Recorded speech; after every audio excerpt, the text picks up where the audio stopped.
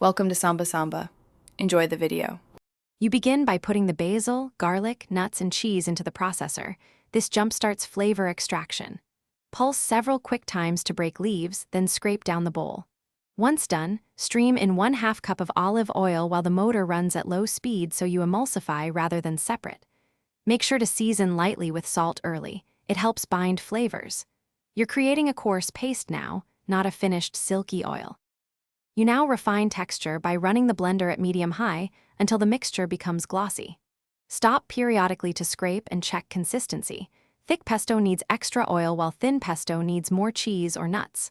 Once smooth, add a squeeze of lemon to brighten flavors and a touch more salt if muted. Make sure to taste between adjustments so you don't overdo acid or salt. This stage controls mouthfeel and shelf stability, so be deliberate and patient. You finish by spooning pesto into a clean jar and pouring a thin film of olive oil over the surface to reduce oxidation.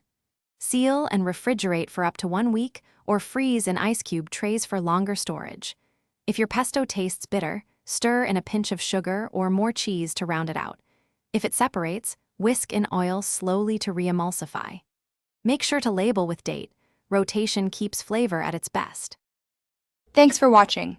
Consider subscribing if we helped you.